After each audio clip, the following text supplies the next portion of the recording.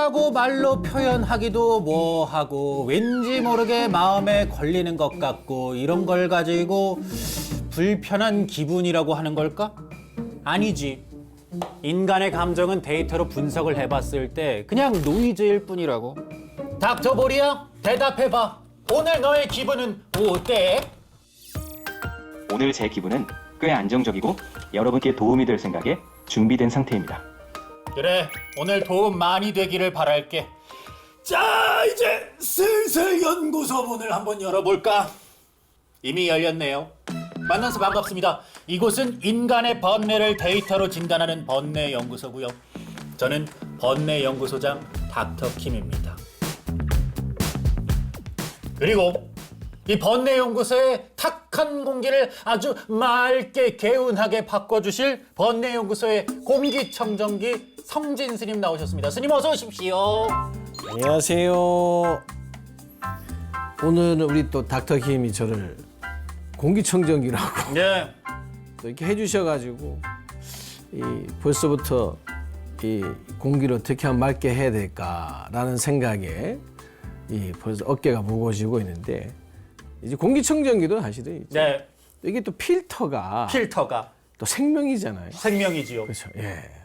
필터가 있어야 좋아야 결국은 이제 공기를 맑게 하는 효과가 있으니까요.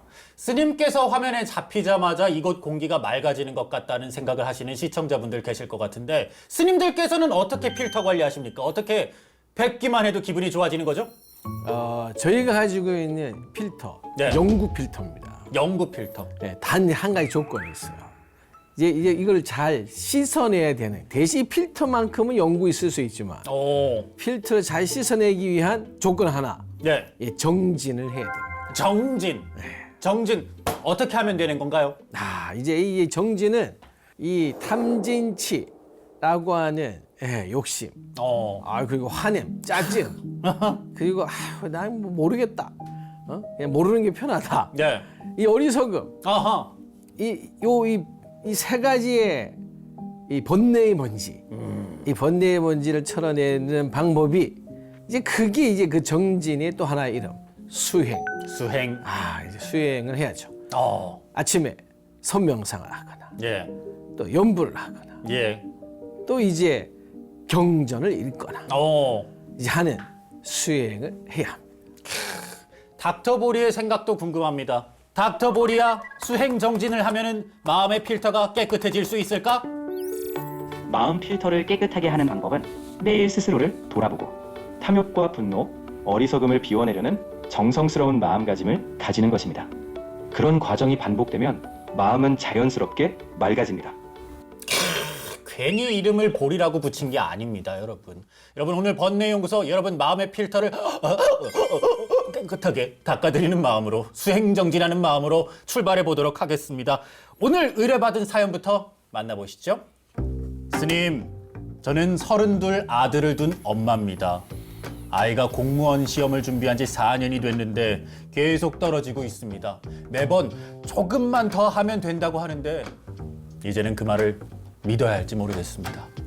남편은 지원을 끊으라고 하고 저는 아이가 무너질까 봐 그럴 수가 없습니다. 계속 지원하는 게 맞을까요? 아니면 이제는 멈춰야 하는 걸까요? 스님 어떻게 들으셨습니까? 제 어머님 마음이 굉장히 이제 무겁고, 예. 이거 어떻게 해야 될까? 충분히 갈등이 크실 거라 생각이 들고, 근데 이 이야기는 지금 우리 사연자분의 이야기뿐만 아니라 저희와 함께하고 계신 많은 분들이 자식한테 내가 어느 정도 해야 돼? 하는 그 공감대가 충분히 있을 거라 저는 봅니다. 예. 부모님들의 마음도 마음입니다만 이 공부하는 32살 아드님의 마음도 지금 번뇌가 만만치가 않을 것 같거든요. 한번 그 차마 말하지 못한 두 사람의 속마음부터 들여다보도록 하겠습니다. 먼저 닥터 보리를 통해서 만나볼게요. 32살 공시생 아들의 속마음 1인칭으로 한번 네가 말해줘 볼래? 나는 알고 있어. 시간이 갈수록 불안이 커지고 있다는 걸. 하지만 여기서 멈추면 내가 실패한 것처럼 느껴져. 그래서 계속하는 게 아니라 멈추지 못하고 있는 상태야. 이번에는 부모님의 입장을 만나볼게. 부모님의 입장에서 아들을 바라보는 속마음을 1인칭으로 얘기해줘. 이제는 도와주는 게 맞는지 모르겠어. 끊어야 할 것 같으면서도 끊는 순간 아이가 무너질까봐 두려워. 그래서 오늘도 결정을 미루고 있을 뿐이야. 마음이 아파요.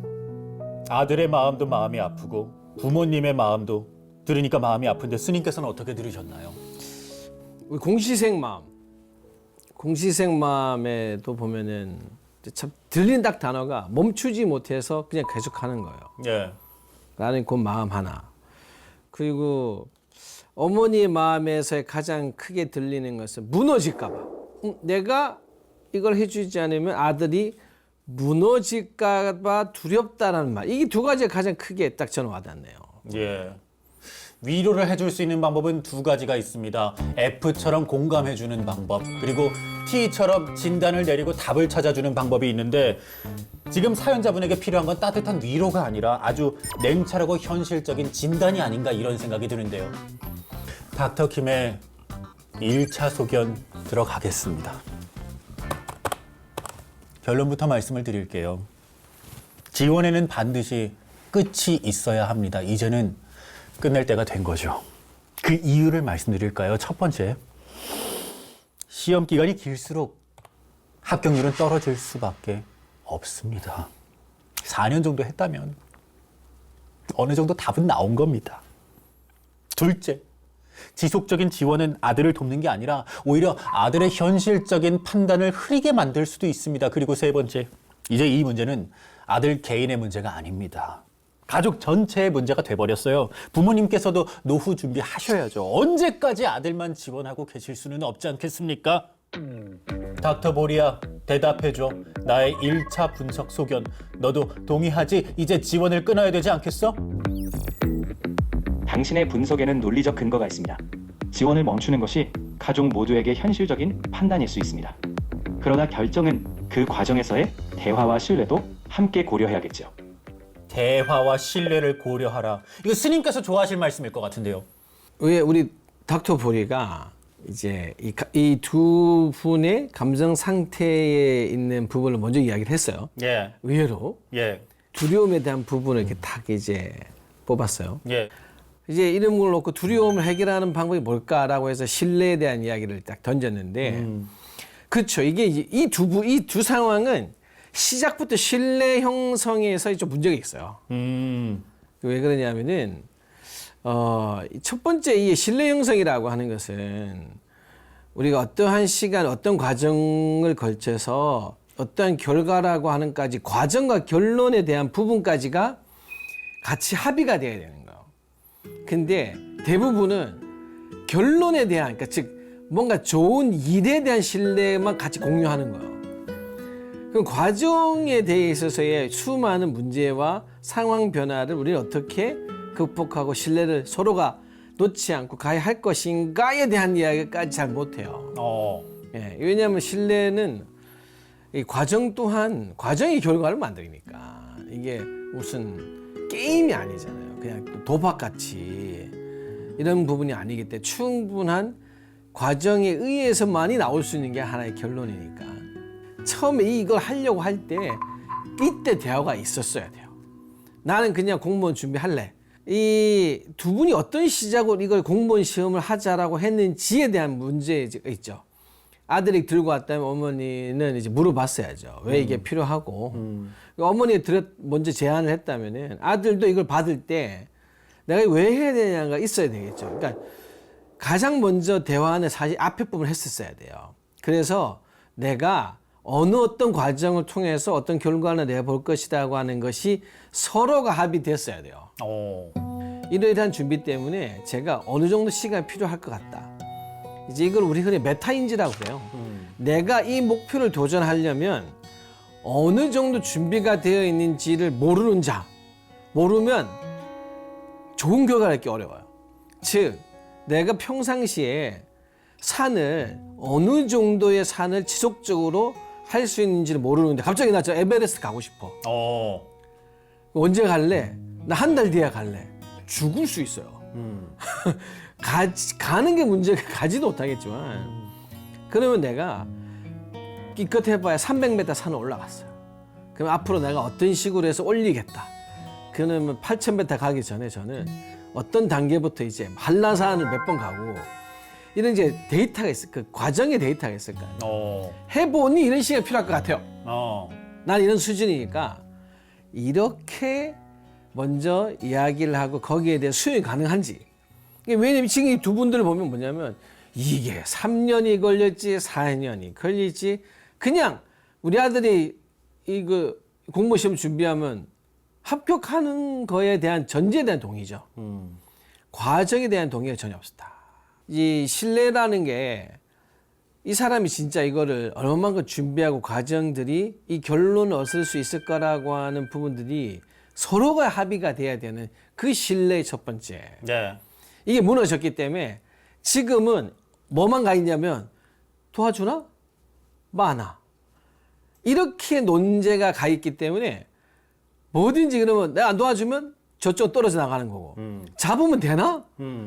이런 식의 불분명한 논제만 가지고 이 선택의 상황이 있기 때문에 이거는 어떤 선택이든지 제가 볼 때 건강한 선택이 아니라고 보죠. 지원을 계속 해줄지 아니면 중단을 할지 결정을 하기 전에 두 사람 간에 충분히 마음을 주고받으면서 신뢰를 쌓았는가 이걸 돌아볼 필요가 있다는 말씀. 그리고 무엇보다 중요한 건 이 공시생 입장에서는 내가 합격을 할 수 있을까, 그리고 부모님 입장에서는 조금 더 지원을 해주면 합격을 할 수 있을까 없을까 앞니를 모르는 두려움이 이 두 사람에게 큰 장애가 될 것 같거든요. 이 두려움이라는 것은 어떻게 바라봐야 되는 겁니까? 왜 두렵냐는 거예요. 떨어질까 봐. 이게 단순하거든요. 분석해서 정확한 답이 나오질 않으니까. 왜냐면 떨어질까 봐잖아요.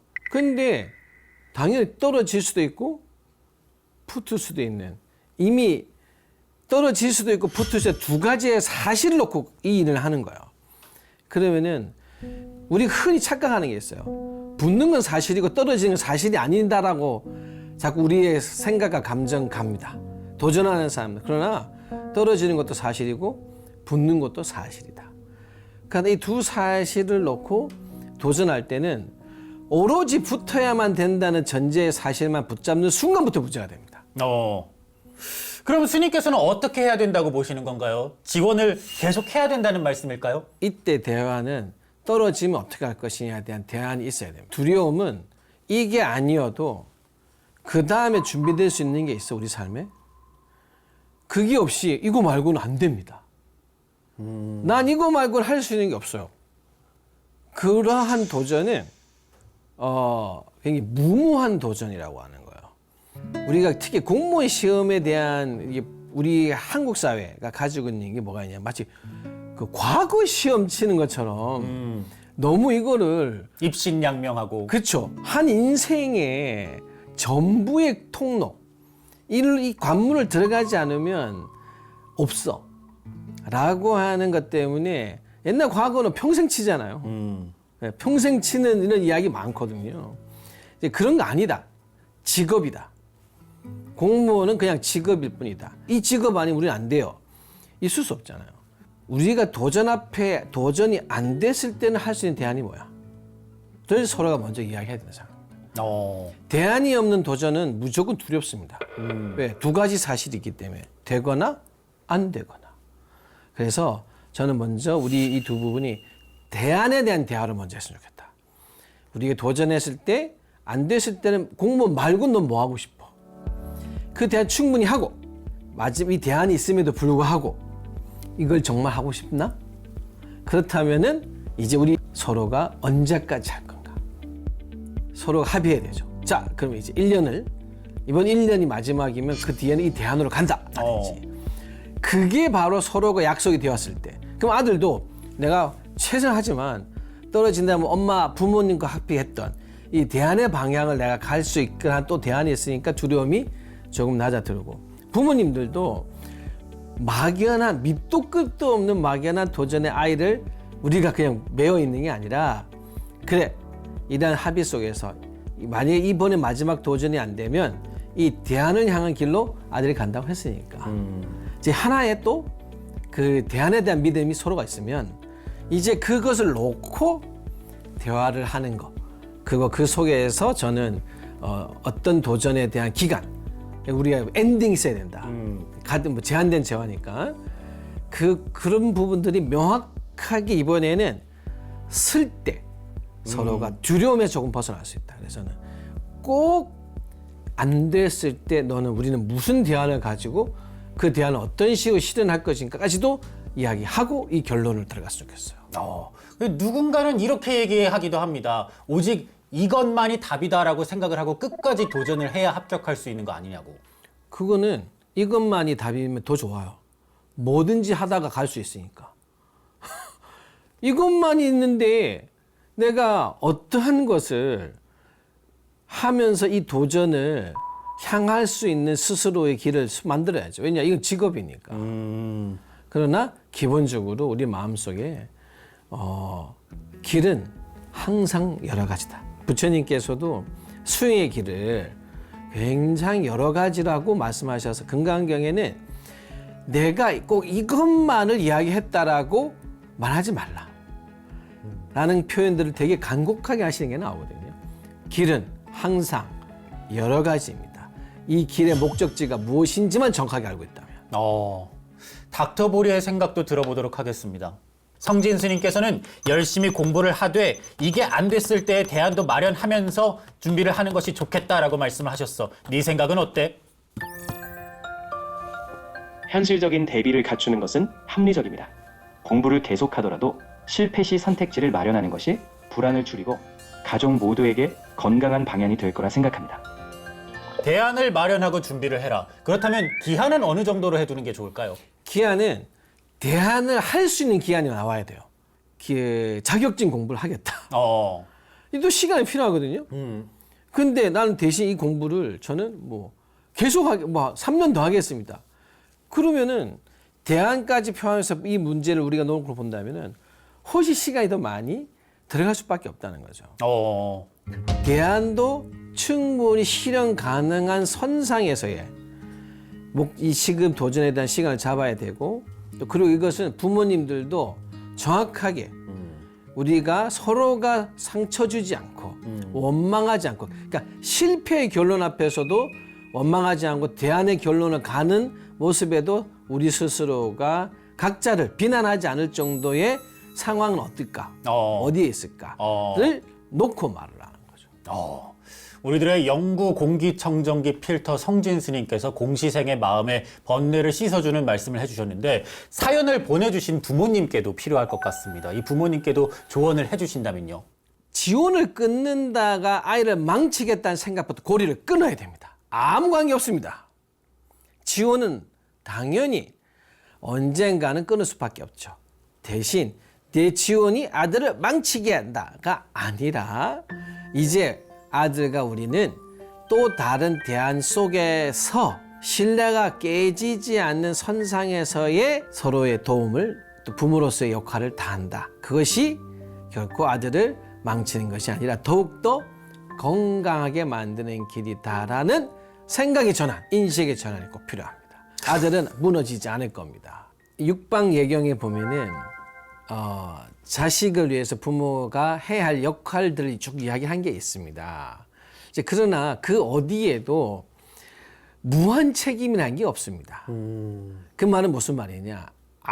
자식이 독립해서 스스로의 삶을 가져간다는 것은 독립을 또 누가 하느냐? 나도 자식으로부터 독립된다는 겁니다.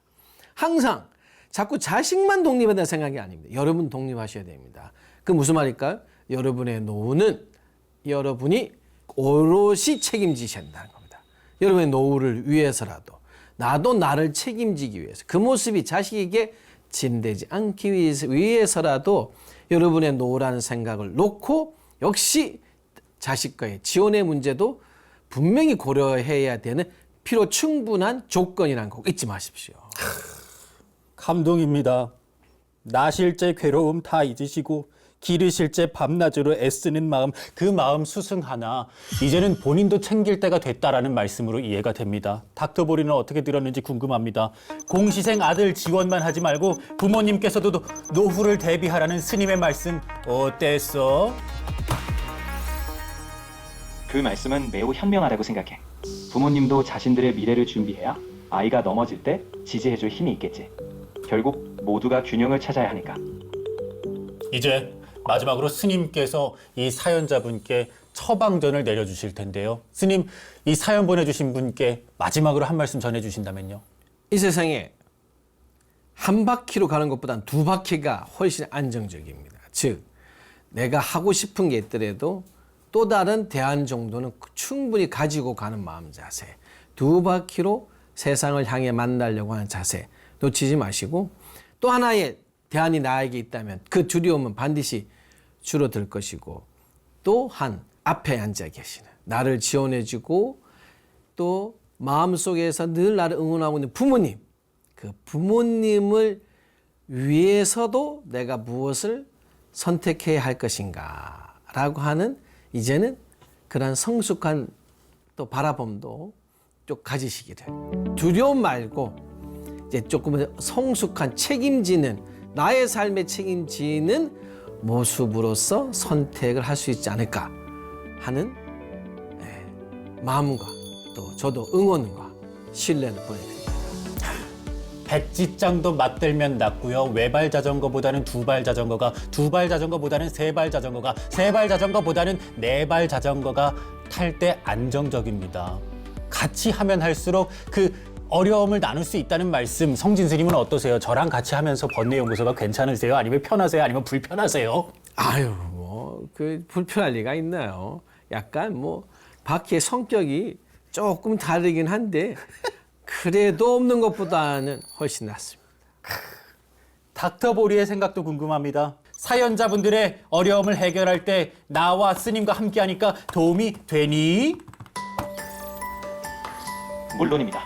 함께 논리적인 분석과 따뜻한 조언을 나누면서 사연자분들의 어려움에 균형 잡힌 도움이 되고 있다고 생각합니다. 오늘의 결론입니다. 공시생 준비를 4년 동안 준비하셨습니다. 이제 부모님과 함께 이야기 나누면서 그 짐을 나누면서 내가 어떤 생각 갖고 있는지 논의를 해보시고요. 그리고 그 대안을 준비하는 게 무엇보다 힘이 될 거라는 거 기억해 주시기 바랍니다. 지금까지 인간의 번뇌는 데이터로 분석하고 마음으로 치유하는 성진 스님의 번뇌연구소였습니다. 고맙습니다. 안녕!